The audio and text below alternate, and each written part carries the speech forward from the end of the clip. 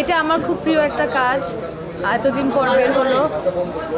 তো এখন যারা দেখেছেন আমার কলিগরা বা অডিয়েন্স, তাদের সাথে মাত্রই একটা শো দেখে বের হলাম। আমি নিজে প্রথম দেখলাম এবং দেখে বুঝতেছি না আসলে কি বলবো। মানে আমার একটু সময় লাগবে প্রসেস করতে এই পুরো বিষয়টা, মানে একটু স্বাভাবিক হতে একটু সময় লাগবে। বাট খুবই ভালো লাগছে, আপনারা আসছেন, যারা দেখেছে ভালো বলছে। আমি আসলে দেখতে দেখতে আমি আমার সাধুকে বলছিলাম যে আমরা দেখতে দেখতে আসলে একটা ওই সময়ে মোমেন্টগুলো মনে করছিলাম, আর একটা ঘোর ঘোর লাগছে, বাট অবশ্যই আনন্দের অনুভূতি। আপনারা ভালোবাসা দিচ্ছেন, পছন্দ করছেন, এটাই এনাফ। মানে এটাই ভালো লাগছে।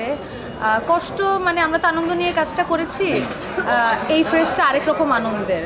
আমার ভালো লাগে যখন আমরা যে সুখ অনুভব করেছি বা আমরা যেই এক্সপিরিয়েন্সটার মধ্যে দিয়ে গিয়েছি, এটা এখন আপনাদের সাথে শেয়ার করছি।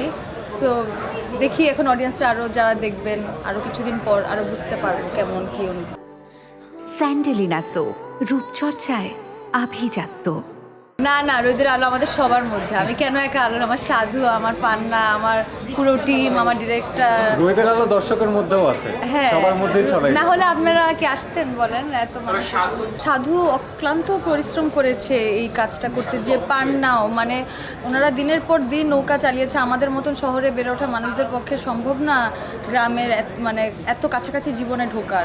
তো এটা আমরা সবাই চেষ্টা করেছি এবং এই প্রচেষ্টা সবার ছিল। আমাদের টিমে শুধু অ্যাক্টররা না, আমাদের টিমমেটরা যারা ছিল, আমাদের আর্টের কস্টিউমে, আমাদের আর্টে, নিজাম ভাই বাড়িটা অক্লান্ত পরিশ্রম করে বানিয়েছে, নসিব বানিয়েছে, সানি ছিল, মানে যাদের নাম না বললেই না, যারা এত কায়িক পরিশ্রম করেছে অক্লান্ত দিনের মাসের পর মাস। তো এটা আসলে মেমোরেবল একটা এক্সপিরিয়েন্স। এবং যখন আমি দেখছিলাম, আসলে তো রোহিত আরও বেশ কিছুদিন আগে করা, এরপর তো আমি আরও অনেক ক্যারেক্টার করেছি।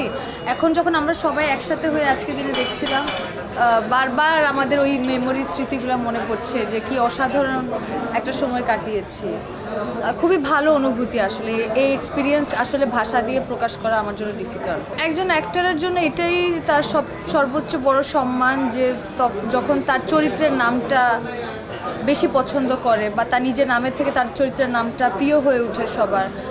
তো এটা ট্রেলারে যখন রিলিজ হলো তখন থেকে সবাই সাধু আর সাধুর বউকে অনেক ভালোবাসা দিয়েছেন আপনারা, এবং এখন তো সিনেমা রিলিজ হলো, এখনও আপনারা যেভাবে সাধুর বউকে বা সাধুকে পছন্দ করছে, এটা আমার জন্য এটা আমার কাছে অস্কার পাওয়ার মতন অনুভূতি।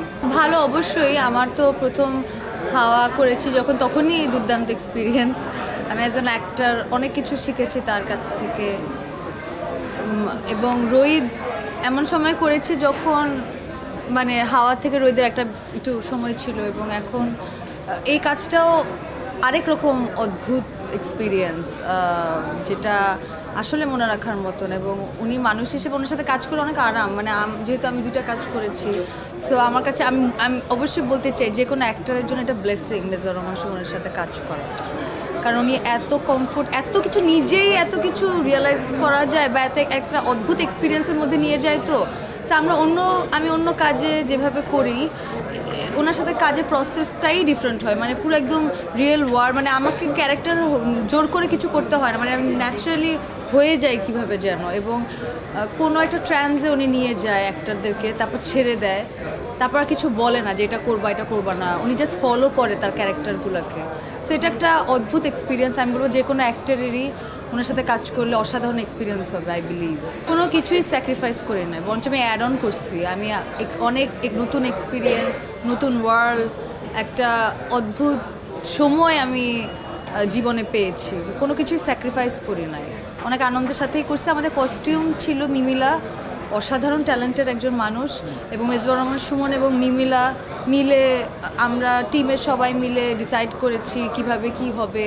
ওনাদের সাজেশনে আমরা সেসব কস্টিউম, মানে যেটা হয় আর কি, পাগলি যেহেতু গ্রামের মেয়ে, ওর কাপড়গুলো প্রথমে আমরা সার্চ করছিলাম লোকাল জায়গা থেকে নেওয়ার, মানে ইউজড করা কাপড় টুকের বাজার থেকে। ওইটা আমাদের সবার জন্য আমরা কিনে ওগুলো পরতাম আমরা যখন ওই সময়ের শুটিংয়ের আগে। ওগুলাই আমাদের কস্টিউম ছিল। আমরা তুষি বা ব্যক্তিগত কাপড় চোপড় পরতাম না, ব্যক্তিগত কোনো কিছু ব্যবহার করতাম না আসলে। তারপর তো শুটিংয়ে তারপর যখন গেলাম তখন তো কস্টিউম ওটা অনেকবার ওয়েদারিং করতে করতে করতে একটা জায়গায় গিয়ে পড়ছে। আসলে এসব কস্টিউম লুক খুবই ছোট জায়গা, বুঝছেন, মানে এটার মনস্তাত্ত্ব ধরা বা ওই যে মানসিক জায়গাটাতে আমরা বিচরণ করছি ওইটা হচ্ছে সবচেয়ে মজার প্রত্যেকেরই। মানে এই পোড়া কালো হওয়া, অসুন্দর লাগা দেখা, এগুলা খুবই সহজ, এগুলার জন্য আলাদা কোনো কিছু তেমন করতে হয় না।